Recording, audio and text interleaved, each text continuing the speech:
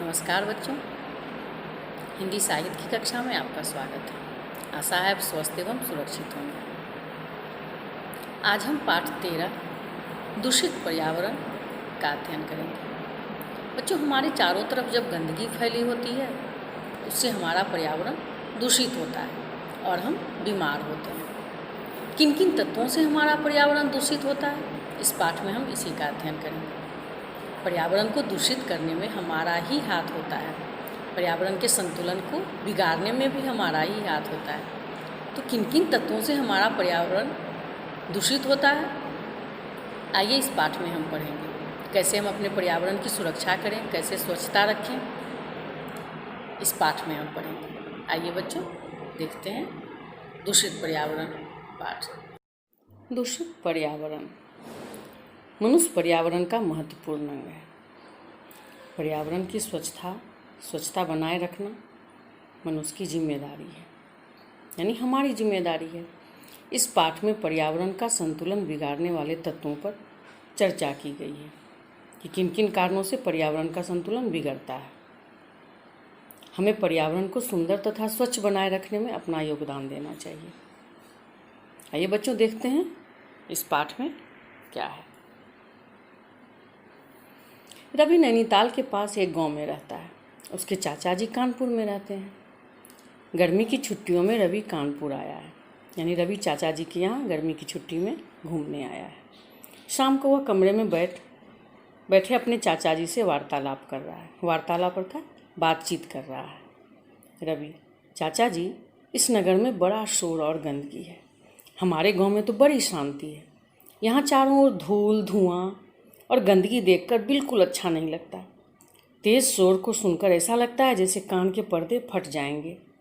रवि बहुत परेशान है, क्योंकि रवि गांव में रहता है और वहाँ बहुत ही शांति रहती है। लेकिन जब ये कानपुर शहर आया है तो यहाँ उसको चारों ओर धूल, धुआं और गंदगी देखकर अच्छा नहीं लग रहा है। और चारों ओर लाउड स्पीकर की आवाज़ इतनी तेज़ रहती है कि वो सुनकर उसे ऐसा लगता है जैसे उसके कान के पर्दे फट जाएंगे। चाचा जी, तुम ठीक कह रहे हो। ये चीज़ें अच्छी लगनी भी नहीं चाहिए। इनसे हमारा पर्यावरण दूषित होता है। पर्यावरण दूषित होने से हमारे स्वास्थ्य पर बहुत बुरा प्रभाव पड़ता है। प्रभाव यानी असर पड़ता है। अगर पर्यावरण दूषित हो, जिस तरह से चारों ओर अगर शोर होता है, तो हमें हमेशा सर भारी लगता है, सर में दर्द होता है, श्रवण शक्ति कमज़ोर होती है और सुनने की क्षमता समस्या उत्पन्न होने लगती है। तो ये सब हमारे स्वास्थ्य पर असर डालते हैं। रवि: चाचा जी, पर्यावरण का क्या अर्थ है? बच्चों, आपके मन में भी ये प्रश्न उठ रहा होगा कि पर्यावरण का क्या अर्थ है। पर्यावरण अर्थात हमारे आसपास की वो सारी बाहरी आवरण यानी वायु, जल, भोजन, ये सारी सामाजिक परिस्थितियाँ जो हैं, इन्हीं को हम पर्यावरण कहते हैं। चाचा जी, पर्यावरण का अर्थ है हमारे आसपास की वे सभी बाहरी परिस्थितियाँ जो हमारे जीवन पर प्रभाव डालती हैं, जैसे वायु, जल, भोजन और सामाजिक परिस्थितियाँ। रवि: फिर तो हमें वायु, जल, भोजन और अपने समाज को दूषित होने से बचाने का प्रयत्न करना चाहिए। प्रयत्न अर्थात कोशिश करनी चाहिए। चाचा जी, अवश्य करना चाहिए। अच्छे स्वास्थ्य के लिए पर्यावरण का स्वच्छ होना आवश्यक है। अगर हम स्वस्थ रहना चाहते हैं तो हमारा पर्यावरण स्वच्छ होगा, तभी हम स्वस्थ रह सकते हैं। अगर चारों ओर गंदगी रहेगी, पर्यावरण, वायु प्रदूषित होगा, जल प्रदूषित होगा, तो हम कैसे स्वस्थ रहेंगे? क्योंकि हम उसी वायु से सांस लेते हैं, वही जल का प्रयोग हम करते हैं। तो इन सब चीज़ों का स्वच्छ होना आवश्यक होता है। रवि: चाचा जी, वायु किन कारणों से दूषित होती है? चाचा जी, वायु दूषित होने के कई कारण हो सकते हैं, जैसे इधर उधर कहीं भी कूड़ा फेंक देना। बच्चों, आप लोगों ने अपने आसपास भी देखा होगा, लोग क्या करते हैं, कूड़ेदान में कूड़ा न फेंक करके सड़क पर ही फेंक देते हैं या नाली में फेंक देते हैं। इससे क्या होता है, चारों ओर गंदगी फैल जाती है और उस पर मक्खियाँ भिनभिनाती रहती है, और यही मक्खियाँ हमारे घर में हमारे खाने पर बैठ जाती है। क्या होता है, इससे हम बीमार होते हैं। खुले में मलमूत्र त्याग करना, कारखानों से निकलने वाला धुआं, चारों ओर उठने वाली धूल और दिन प्रतिदिन बढ़ती हुई जनसंख्या, यानी जनसंख्या यानी आबादी। आबादी जिस रफ्तार से बढ़ रही है वह अभी हमें प्रभावित कर रही है, हमारे पर्यावरण को। रवि, गंदगी से कैसे बचा जा सकता है? चाचा जी, हमें कूड़ा करकट इधर उधर नहीं फेंकना चाहिए, उसे कूड़ेदान में ही डालना चाहिए। जहाँ कूड़ेदान ना हो वहाँ इसे किसी गड्ढे में डालकर मिट्टी से दबा देना चाहिए। मलमूत्र का त्याग करने के लिए स्वच्छ शौचालयों का प्रयोग करना चाहिए। यदि कहीं भी शौचालय ना हो तो बस्ती से दूर मलमूत्र त्याग करना चाहिए। रवि, चाचा जी, कल कारखानों से निकलने वाले धुएं से कैसे बचा जा सकता है? क्योंकि उनसे तो धुआं निकलेगा ही, उससे हम कैसे बच सकते हैं? चाचा जी, कल कारखानों से निकलने वाला धुआं श्वास संबंधी रोग पैदा कर देता है। श्वास संबंधी यानी सांस से संबंधित बीमारियां या सांस में होने वाली समस्या। इससे दो तरीके से हम बच सकते हैं। पहला, कल कारखाने बस्ती से दूर स्थापित किए जाएं, यानी बस्ती के आसपास कारखाने नहीं लगाए जाए, बस्ती से दूर कारखाने लगाए जाए।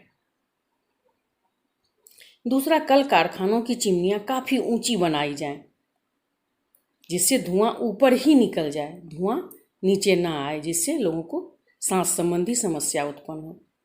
यानी हमें जब हम धुआं हमारे सांस के द्वारा हमारे अंदर चली जाती है, हमें खांसी होने लगती है, हमें सांस लेने में प्रॉब्लम होने लगती है। तो ये सब अगर वायु में ये धुआं रहता है, वायु प्रदूषित होती है कल कारखानों के धुओं से, तो हमें सांस संबंधी समस्या उत्पन्न होने लगती है। रवि, चाचा जी, बढ़ती हुई जनसंख्या से वायु प्रदूषण कैसे होता है?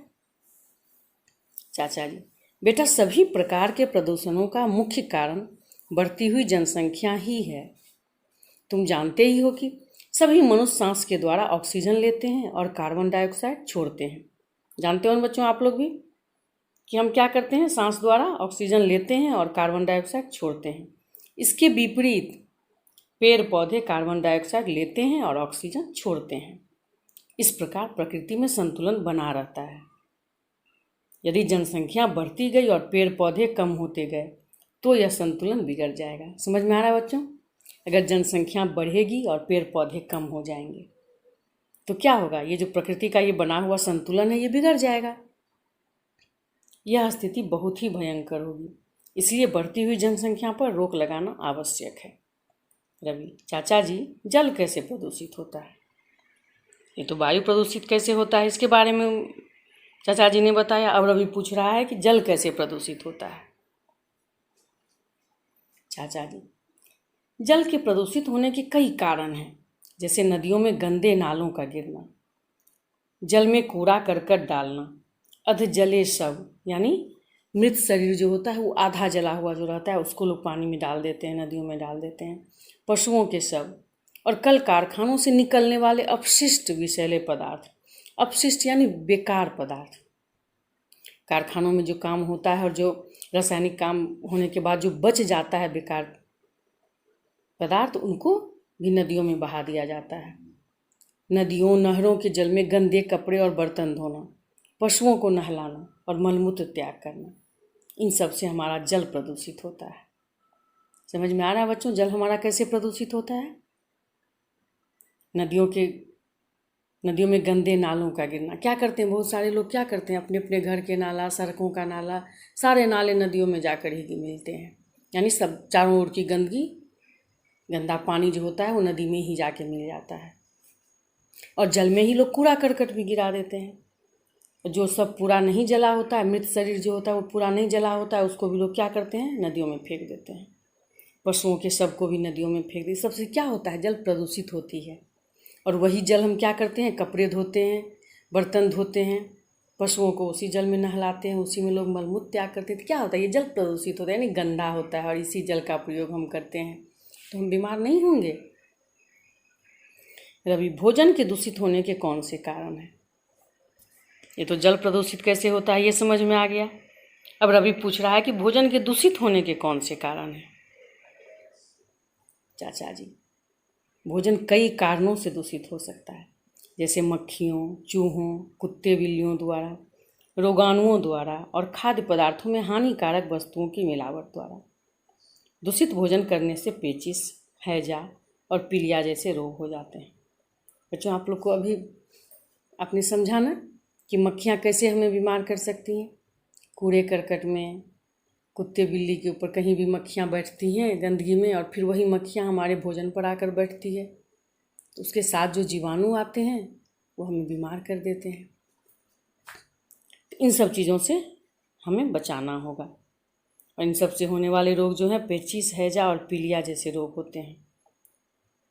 अभी भोजन को दूषित होने से कैसे बचाया जा सकता है चाचा जी? इसके लिए आवश्यक है कि खाने पीने की वस्तुओं को स्वच्छ बर्तनों में पकाया जाए, उन्हें स्वच्छ स्थान पर ढक कर रखा जाए, जिससे उन पर मक्खी आदि ना बैठ सकें। आवश्यकता के अनुसार उचित मात्रा में ही भोजन पकाया जाए। ऐसा नहीं कि भोजन इतना ज़्यादा पका लें कि वो बच जाए और फिर बासी भोजन हम करें। रसोई को खूब स्वच्छ रखा जाए, यानी साफ रखा जाए। इन सावधानियों के रखने से भोजन को दूषित होने से बचाया जा सकता है। रवि चाचा जी, आपका बहुत बहुत धन्यवाद। आज आपने मुझे बहुत उपयोगी बातें बताई। वास्तव में पर्यावरण को प्रदूषण से बचाना तो हमारे अपने बस में है, अपने बस में यानी हमारे कंट्रोल में है, हमारे अधिकार में है। हम चाहें तो इसको हम कंट्रोल कर सकते हैं, इसको हम रोक सकते हैं। ये सब बातें मैं अपने मित्र को भी बताऊंगा। बच्चों, आप लोग को भी एक समझ में आया कैसे हम अपने पर्यावरण को स्वच्छ रख सकते हैं, दूषित होने से बचा सकते हैं। आप लोग अपने घर में तो साफ सुथरा रख सकते हो बेटा, स्वच्छता रख सकते हो, तो आप लोग भी कोशिश करेंगे कि अपने आसपास सफाई रखेंगे। इस पाठ को आप अच्छे से पढ़ेंगे। आइए कठिन शब्द देखते हैं। वार्तालाप, स्वास्थ्य, परिस्थितियाँ, जनसंख्या, अपशिष्ट, पर्यावरण। बच्चों, इन कठिन शब्दों को आप 3 बार लिखेंगे अपनी कॉपी में सुंदर सुंदर अक्षरों में।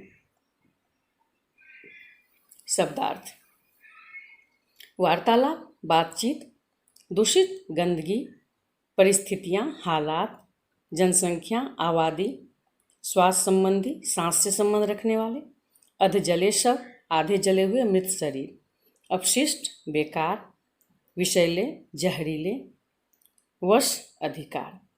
बच्चों, कठिन शब्द के बाद आप इन शब्दार्थ को सुंदर अक्षरों में लिखेंगे तथा इसको आप याद भी कर लेंगे। धन्यवाद बच्चों, मिलते हैं फिर अगली कक्षा में।